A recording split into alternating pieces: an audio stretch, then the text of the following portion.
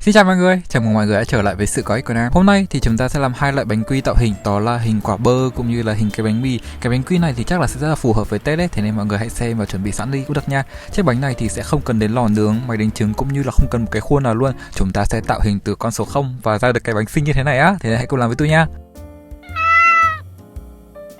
Đầu tiên thì như mọi khi chúng ta sẽ cần chuẩn bị cái phần bạc bánh quy trước nha. Bánh quy bơ ấy, thì đúng như tên gọi của nó thì bơ sẽ là một cái nguyên liệu rất là quan trọng cũng như là đóng vai trò chính trong cái hương vị của bánh. Bánh quy mà dùng bơ ngon ấy thì nó sẽ cảm giác như kiểu tan chảy ngay trong miệng khi mà chúng ta vừa chạm vào đầu lưỡi ấy. Thế nên hôm nay thì mình sẽ xài bơ của Elvenvia với 82% chất béo ấy thì ăn nó sẽ ngon và nó sẽ mềm nữa. Đầu tiên thì mình sẽ đánh bông bơ ở đã mềm ở nhiệt độ phòng cho đến khi nó chuyển sang được một cái màu nhạt hơn như thế này. Cho công thức bánh quy ngày hôm nay thì chúng ta sẽ cần dùng đến đường xay nha. Nếu như mọi đường của mọi người là đường hạt to ấy thì mọi người có thể cho nó vô một cái máy xay cho nó nhuyễn mịn ra, sau đó thì chúng ta bỏ vô. Bởi vì nếu dùng đường hạt to ấy thì có khả năng khi mà chúng ta trộn với bơ nó không hòa quyện hết và khi mà chúng ta ăn cái bánh quy thì nó sẽ bị lợn cợn ấy, cảm giác nó sẽ không ngon lắm.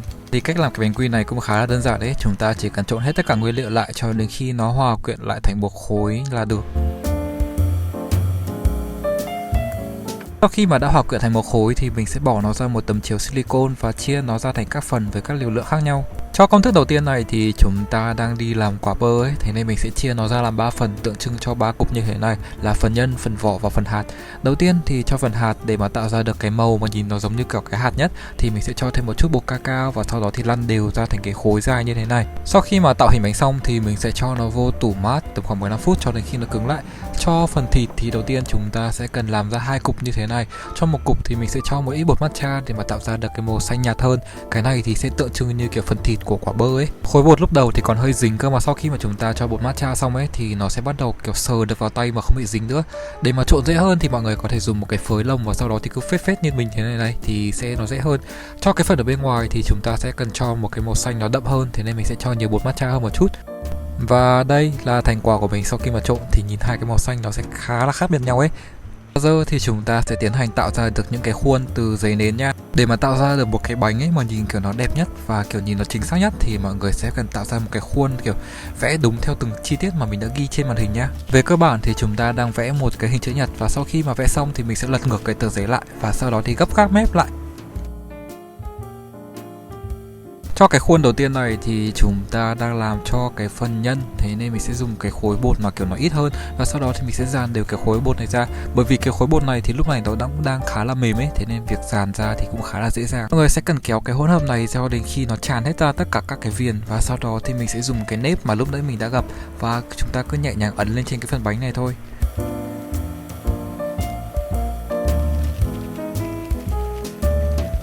Sau khi đã bao kín phủ 4 mặt của cái khối bột thì mình sẽ dùng một cây lăn và lăn qua một lần. Cái bước này thì sẽ giúp để loại bỏ những cái vân tay mà lúc nãy chúng ta ấn vô ấy, thì cái khối bột của chúng ta nhìn sẽ bằng phẳng cũng như là sẽ đẹp hơn. Cho cái phần vỏ ở bên ngoài thì cái khối bột của chúng ta sẽ cần phải to hơn một chút nha, để mà có thể bao bọc được hết tất cả mọi thứ ấy. Đây cũng là lý do từ nãy giờ mình không cho cái khối bột bánh quy này vô tủ mát, bởi vì nếu mà cho nó nghỉ ở nhiệt độ phòng ấy nó sẽ mềm ra và chúng ta có thể dễ dàng kéo giãn nó ra hơn như thế này hơn. Tuy nhiên là nếu ở trạng thái này ấy, thì khối bột của chúng ta nó sẽ kiểu dẻo quá và mềm quá thì chúng ta sẽ không thể tạo hình được. Thế nên sau khi mà cho nó vào khuôn xong thì mọi người sẽ luôn luôn phải để cho nó nghỉ ít nhất 15 phút cho đến khi cái khối bột nó cứng lại ấy, thì chúng ta mới có thể tạo hình tiếp theo vào nha. Cũng như lúc nãy thì sau khi mà bao bọc xong thì mình sẽ lấy một cây lăn và lăn qua một vài lần. Khi ra được một hình vuông phẳng thì chúng ta sẽ cho nó vô trong tủ lạnh cho đến khi nó cứng lại. Đây là khối bột của mình sau tầm 15 phút nghỉ ngơi ấy, thì mọi người có thể thấy là nó bắt đầu cứng hơn một chút như thế này kiểu chúng ta có thể cầm nắm nó được. Và mình sẽ cho cái khối nhân lúc nãy vào và chúng ta sẽ cuộn lại như thế này. Mọi người lưu ý là khi chúng ta cuộn thì hãy cuộn chặt tay vào nha, bởi vì nếu chúng ta cuộn nhanh quá thì nó sẽ tạo ra được những cái không khí ở giữa các phần bánh quy thì nó sẽ không đẹp lắm. Mọi người nhớ là phải vừa cuộn và sau đó vừa ấn như thế này thì chúng ta sẽ ra được một cái phần nhân xinh xắn phết ha. Cái hôm mình làm thì thời tiết ở Hà Nội nó tầm 27-28 độ ấy, khá là nóng, thế nên khối bột của mình chảy khá là nhanh. Thế nên lý tưởng nhất ấy thì mình khuyên mọi người hãy làm trong một cái phòng điều hòa thì chắc là cái khối bột của mình sẽ không bị chảy quá nhanh thì nó sẽ đỡ hơn. Còn nếu trong quá trình làm mà mọi người thấy kiểu khối bột của mình nó quá lỏng này hoặc là cũng như là nó quá là mềm thì hãy để nó vô tủ lạnh ngay lập tức nha. Và sau đó thì chúng ta chờ 15 phút rồi hãy làm tiếp. Phần vỏ của mình sau khi đã cứng thì mình sẽ cuộn lại với phần nhân. Phần nhân thì mình cũng đã để trong tủ đông tầm khoảng 15 phút cho đến khi nó cứng lại như đá ấy. Và chúng ta chỉ việc cuộn nhẹ nhàng như thế này thôi thì nó gần như là đã xong một cái bánh rồi đó. Sau đó thì lăn lại một lần nữa để mà cho các cái nếp ấy nó dính lại với nhau thì cái bánh sẽ đẹp hơn. Sau khi mà đã tạo hình xong thì mình sẽ bọc nó lại với phần giấy nến lúc nãy và cuối cùng thì cho bánh nghỉ trong tủ mát ít nhất tầm khoảng 1 tiếng nha. Các bạn thì như thế chiếc bánh đầu tiên của chúng ta đã xong rồi ấy. Giờ thì chúng ta sẽ tiến hành làm tiếp theo. Phần bột bánh quy này thì mình vẫn làm easy như là cái phần bột lúc đầu thôi nha. Mọi người cứ làm theo công thức như thế là được. Và giờ thì mình sẽ chia nó ra làm hai phần như thế này. Kiểu một phần là phần nhân, phần vỏ và một phần là phần thừa. Thì nữa mọi người sẽ biết phần thừa đấy để làm gì. Cho phần vỏ thì mình sẽ cho một chút bột ca cao vào để mà tạo ra được một cái lớp vỏ cháy cháy ở bên ngoài phần bánh mì ý. Cho cái khuôn thì nó sẽ có chiều dài 13 cm và rộng 10 cm như thế này. Khi mà dàn đều bột ra tất cả các cạnh thì chúng ta sẽ bọc nó lại bằng cái phần giấy nến mà chúng ta đã tạo khuôn từ trước và lăn qua một lần. Sau khi tạo hình xong thì mình sẽ cho nó nghỉ trong tủ mát tầm khoảng 15 phút nha. Cho cái phần ruột bánh mì thì chúng ta sẽ cần tạo ra được một cái khuôn nó khá là lớn như thế này. Cụ thể là nó sẽ có chiều dài là 21 cm và chiều rộng là 10 cm. Lăn nó qua một lần để mà khối bột nhìn nó bằng phẳng hơn. Mình sẽ cho nó nghỉ trong tủ mát 30 phút trước. Sau khi mà khối bột đã cứng lại và nghỉ xong thì mình sẽ bóc giấy nến ra. Lấy một cái thước kẻ ra và mình sẽ cắt khối bột này ra thành 3 cm 7 khối nha. Khi mà đã cắt ra được thành những cái khối bột bằng nhau thì mình sẽ tiến hành chồng những cái khối bột này lên trên cho đến khi tạo ra được thành một cái cục kiểu nó hình chữ nhật, cơ mà nó sẽ cao hơn một chút đấy. Có thể thấy là ở bước này cái khối bột của mình thì nó đang bị mềm quá mức, cơ mà mình vẫn cố đấm ăn xôi và mình vẫn tiếp tục làm thì nó vẫn làm được thôi, cơ mà cái khối bột nhìn nó sẽ không được thẳng cũng như là nó sẽ không được cứng cáp lắm ấy, nhìn nó sẽ không đẹp lắm thôi. Nên để mà cứu cái khối bột này sau khi mà nó đã quá mềm thì mình sẽ dùng hai cái thước kẻ và sau đó thì ấn nó lại với nhau thì nhìn nó sẽ đẹp và chặt hơn. Mình sẽ cho nó vô tủ đông 30 phút. Đây là cái khối bột thừa lúc nãy mà mình đã bảo mọi người để lại ấy. Chúng ta sẽ lăn nó ra thành hai cái cục tròn. Hai cái thanh dài này thì sẽ dài tầm khoảng 10 cm như thế này nhá. Tủ lạnh cho đến khi nó cứng lại. Đây là khối bột của mình. Sau khi mà mọi thứ đã tất cả đều cứng lại thì mình sẽ dùng hai cái thanh tròn vừa lăn và sau đó thì ấn vô cái khối bột lúc đầu. Cái bước này thì chúng ta đang tạo ra cái vòng vòng của cái bánh mì khi mà nó nở lên ấy thì nhìn sẽ đẹp hơn. Hãy so với cả khối bột lúc đầu nha. Nếu như mà nó bị thừa ra nhiều quá thì mọi người hãy cắt cái phần thừa đi thì chúng ta khi mà bọc nó lại với nhau nó sẽ đẹp hơn. Phần vỏ của mình khi mà đã cứng lại hoàn toàn và giờ thì chúng ta cứ tiến hành bọc nó lại thôi.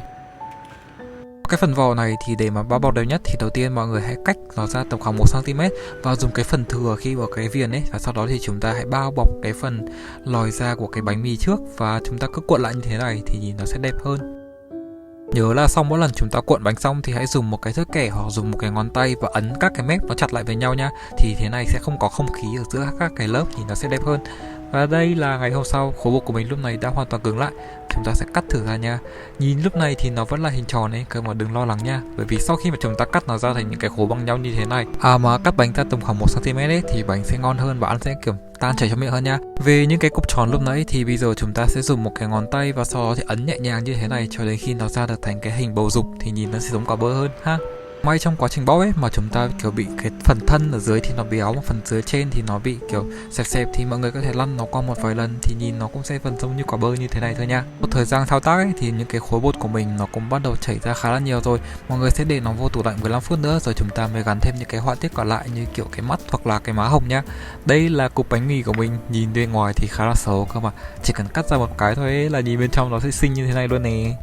Như lúc nãy thì chúng ta sẽ dùng những cái đầu ngón tay và ấn nó lại cho đến khi nó phẳng và nó đẹp hơn thì nhìn nó sẽ kiểu giống cái bánh mì hơn đấy, so với cả bây giờ thì nhìn nó cứ như kiểu giống một con chó ấy nhỉ, chả hiểu tại sao.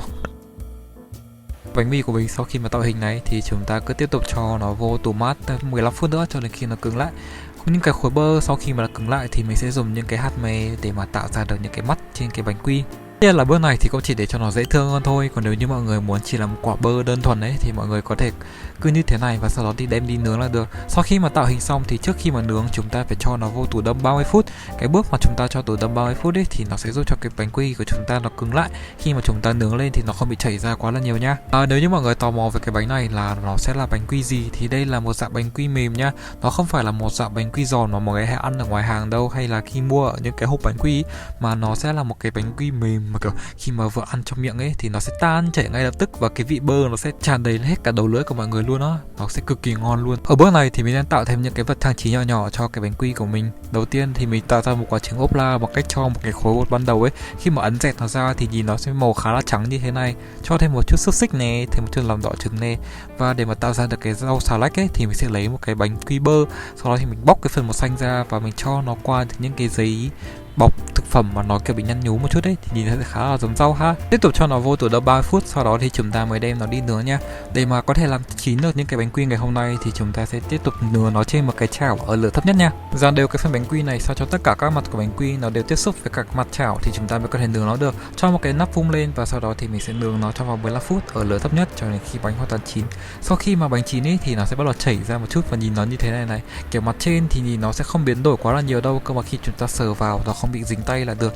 Cái bánh sau khi mà nướng xong ấy thì nó cực kỳ mềm luôn, thế nên mọi người hãy cẩn thận nha. Mình sẽ chuyển hết phần bánh quy này lên trên một cái giá và để cho nó nguội hoàn toàn. Sau một thời gian nghỉ ngơi tầm khoảng từ 10 đến 15 phút ấy thì những cái bánh quy này nó sẽ bắt đầu cứng lại và chúng ta có thể ăn được rồi á. Tương tự như thế thì mình sẽ bắt đầu nướng những cái bánh quy hình cái bánh mì như thế này. Như mình cũng đã chia sẻ lúc nãy thì bởi vì đây là một cái bánh quy mềm, thế nên khi mà chúng ta ăn mà kiểu nó cắt dày hơn một chút ấy thì cảm giác như kiểu là ăn một cái miếng bơ ở trong miệng ấy, kiểu nó tan chảy và kiểu nó cực kỳ là mềm và cực kỳ là thơm luôn đó. Nếu như mọi người chưa bao giờ ăn bánh quy mềm hoặc là mọi người không phải là một fan của cái bánh quy mua sẵn ngoài hàng bởi vì nó quá là khô và nó quá là cứng thì hãy thử cái bánh quy này đi nha, vì nó sẽ là một cái bánh quy hoàn hảo cho mọi người luôn á. Nó sẽ mềm tan trong miệng và cái vị bơ nó cực kỳ thơm luôn. Cảm ơn mọi người vì đã xem tới tận đây. Nếu như mọi người thấy thích video này hãy ấn like, đăng ký cho kênh của mình và bình luận một cái gì đó bên dưới cho mình biết nha. Chúc mọi người sẽ thành công với món bánh này và hẹn gặp lại mọi người trong video tiếp theo. Giờ thì bye bye.